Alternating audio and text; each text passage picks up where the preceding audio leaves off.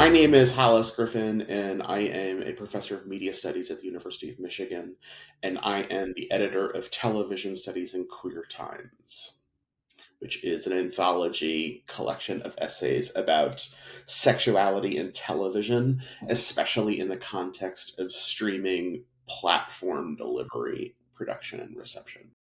I use the term queer times less to demark a historical era than to use it as a way of thinking about a context in which sexuality and sexual minorities are central to television production and distribution in new ways, even as there is a reinvigorated conservative attempt to clamp down on the rights afforded to sexual minorities around the world, even as there's an active activist presence around the world devoted to LGBTQ rights.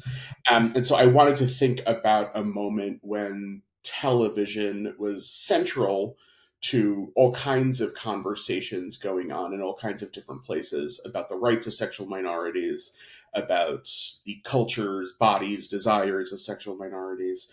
And so it's less about a specific historical moment than it is about thinking about the weird topsy-turvy climate in which conversations about sexual minorities are central, and the pleasures and communities are central, even as there are reinvigorated attempts to clamp down on them. That's more what I meant by queer times in a specific era.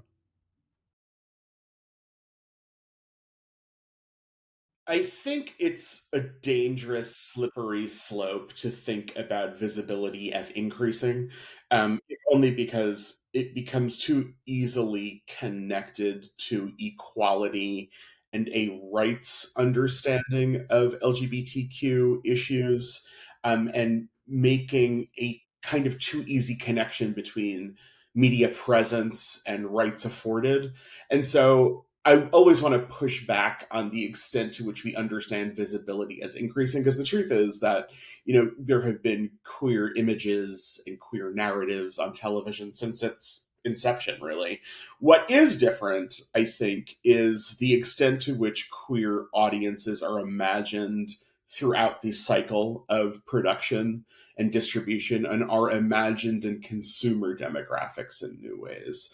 And so, insofar as LGBTQ youth are imagined as distinct consumer demographics and they are figured into programming decisions at the level of industry, from producers and writers to advertising execs to tech people.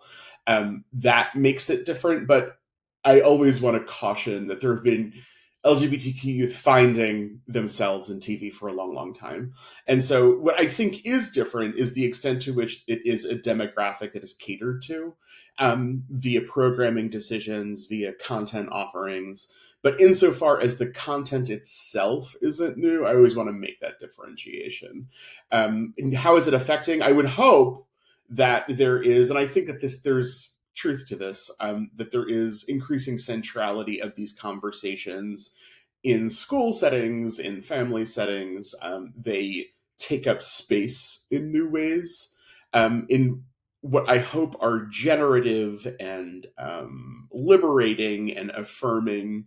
But I think that alongside the, we'll say, centrality of those conversations, there is the right wing attempt to tamp down on them. And so book bannings and, content protests and all of those kinds of knee jerk backlash mechanisms are also part of the conversation. So I am always loath to be overly presentist. I'm also loath to be overly celebratory because these things exist in a complicated milieu of progressive and regressive all at once.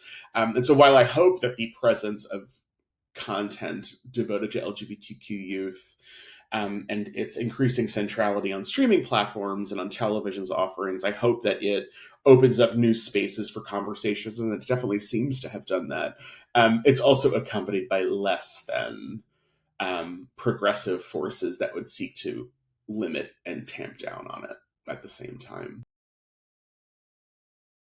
I always think that programs that make recurring elements of nonconformity and non-normativity as doing a particular kind of work that is groundbreaking. And so I think a show that I always point to as being interesting along these lines, and it's going to sound kooky, I think, at first glance, but I think it's a good example, is the show Facts of Life, which had a character come in the second season, Joe, who was a tomboy and had a huge lesbian fan following. And I understood her as queer as a kid when I was watching. And there's a way that that program, and she was very central to the narrative, and it was set in an all girls school, a boarding school, and she was working class, and it was supposed to be in upstate New York. And she was supposed to have been from one of the boroughs, and she rode a motorcycle and had a ponytail and was gruff, and she was very much lesbian tomboy. And she had her counterpart who was her like frenemy Blair, who was very conventionally femme and feminine and wealthy and blonde. And the two of them were very much a kind of butch femme pairing. And their particular class struggles and gender struggles were central to that program. And so while neither of them were out per se, their following and the way that they were scripted and the longevity of that show, it was on like 9 years, I think makes it groundbreaking because of how central nonconformity, gender nonconformity was to the narrative world. And so when I think about groundbreaking shows, I think about things like that, and less the ways that the industry trumpets like the first thing, the first kiss, the first character. And I think back to the things that audiences responded to. Um, there's also a bunch of shows from the 50s and 60s that had butch women as supporting characters, and there are people who write about that, like Quinn Miller is one of them, who takes a trans perspective on it now. And there's a way that those programs, like the Beverly Hillbillies, like the Bob Cummings show, which you can find on streaming platforms, and there are all kinds of content on YouTube that you can find, and they have all of this like supporting gang of butch characters that are particularly telling. And another example would be Hollywood Square's Paul Lynde, who was like a talking head personality in mid-century entertainment. And he's a queen. He's a big queen. And he was a mainstay on a television game show at mid-century. And I love the idea of a queen finding his way into daytime TV in the 50s and 60s. Actually, I think more properly the 60s. But Paul Lynde as a mid-century queen and bringing that particular camp sensibility, kind of edgy, offbeat humor. Those are the things that I think about as groundbreaking because they snuck in unbeknownst to people, but the people who knew. And those are the things that I think were groundbreaking because here I am talking about it in 2025. I think that the shift in television's business models has resulted in LGBTQ audiences figuring into programming decisions from the outset of the production process in new ways. And that has resulted in a particular kind of identity based sensibility regarding what LGBTQ is and does and means. And so while there's no question that there is an increase in quantity of content that takes up these issues, there is not a neat relationship between that increase in quantity and the increase in quality. And I don't want to do the positive negative representation thing because those determinations are hugely subjective. But there is the extent to which I think LGBTQ content veers away from questions of sexual desire and embodiment in our current moment, where a program like Heartstopper on Netflix is less about questions of desire than it is about questions of identity. And so while there is that shift in terms of quantity of content that you can, click on the menu option at Netflix and see all kinds of things, there's a way in which it operates in a particular sensibility that is less about desire and more about identity. And I think that that does a particular thing to the kinds of representations we see, where we are not seeing questions of what makes people hot, or what they want to have sex with, or the kinds of desire and embodiment questions that I'm trying to find gentle ways of talking about. Um, and it is more about, coming out to family and coming out to peers and feeling accepted, and that's a particular way of understanding identity, which of understanding sexuality, which isn't unimportant.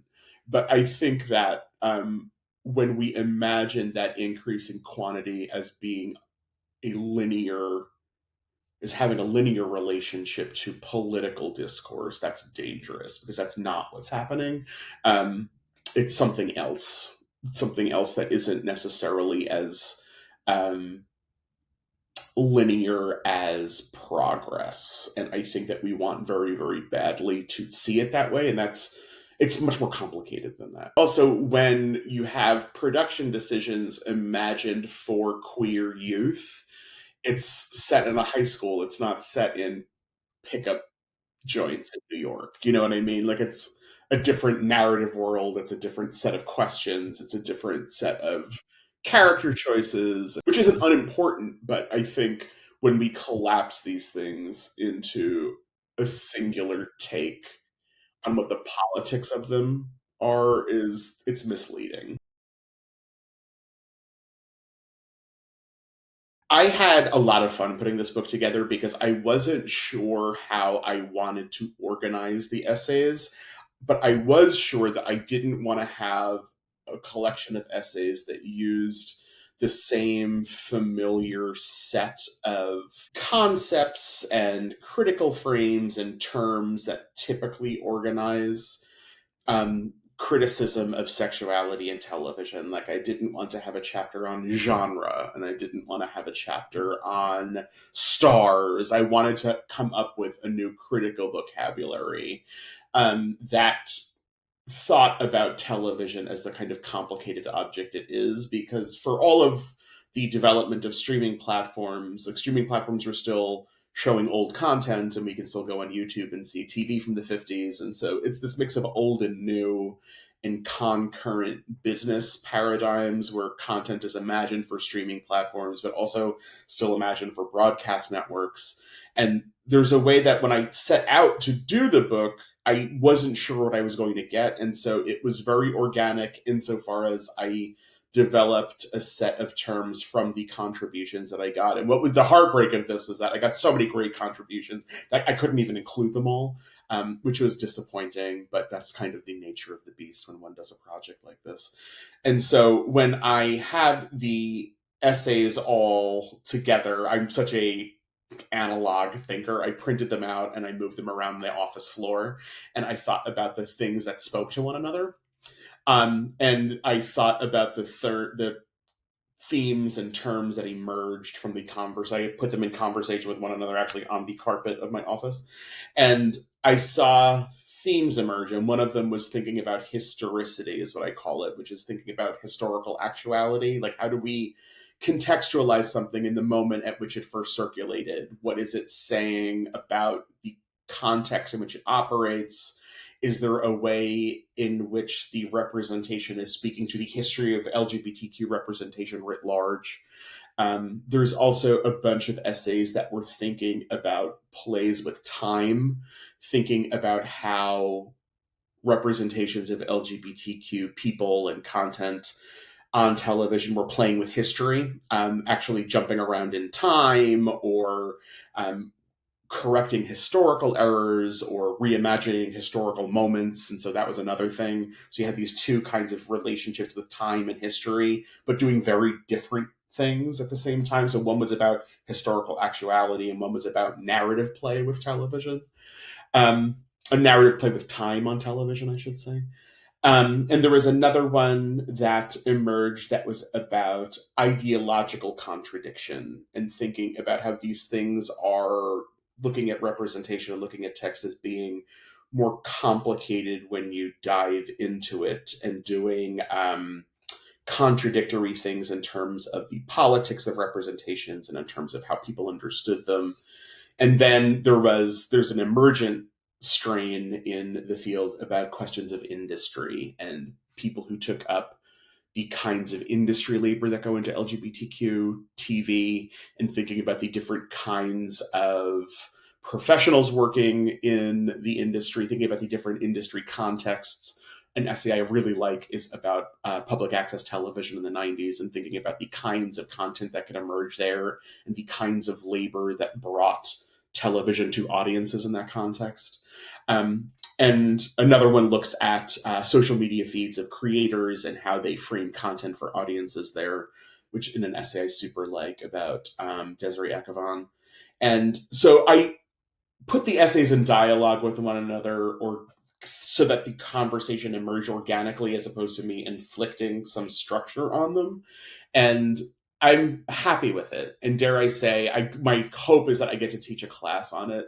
And then my teaching obligations are shifting, and I don't always get to teach a queer TV class. But the next time I do, I want to use this book because I imagined it as a book that could be used to frame a class, and the essays as speaking to one another and providing students with a way into the discipline that was thematic but also coherent.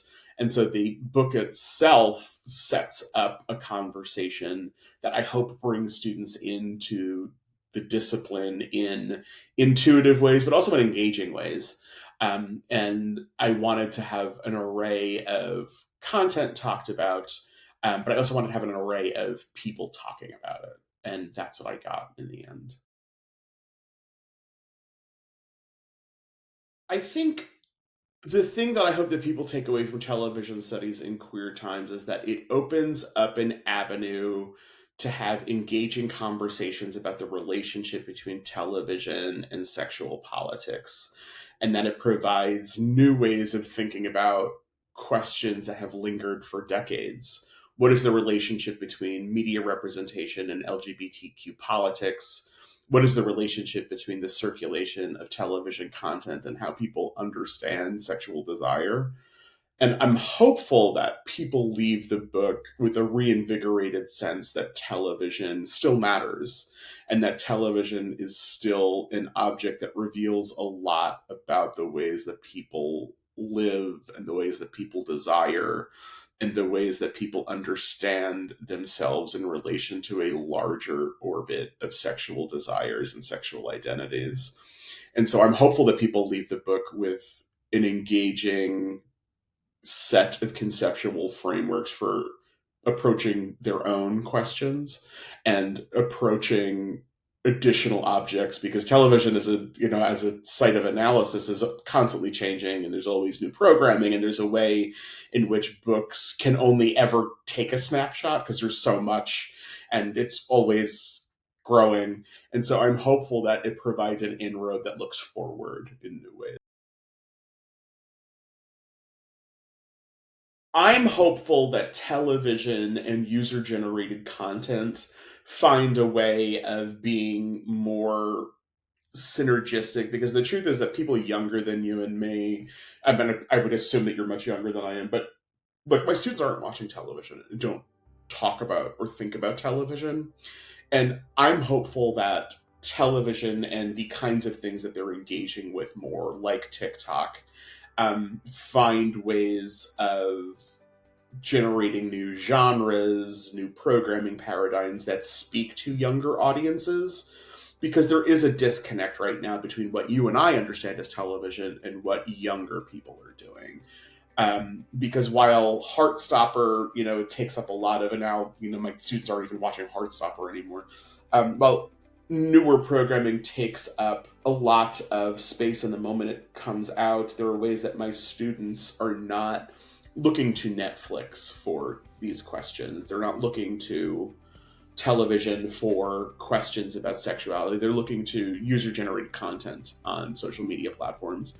And so I'm hopeful that television as a conceptual category finds a way of energizing young viewers in new ways. Because I think that there's something about television that is not speaking to them right now. And I think that for it to retain its critical purchase as an object that tells a lot about the world it needs to.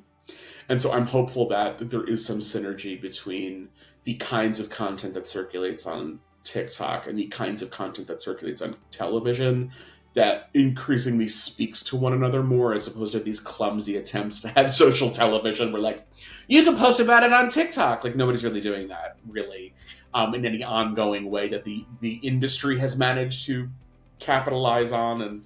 And people would debate with me about that, but I would go to the mat on that.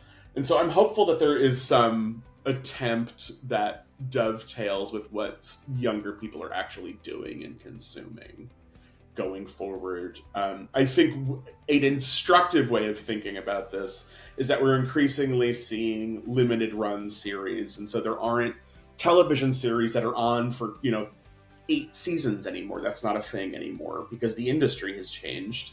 And increasingly it's faster and quicker. And I'm hopeful that the temporality of user-generated content and the business cycle of television increasingly meet in the middle someplace and have some productive frisson as to what they produce that speaks to younger people, because I think that's really important.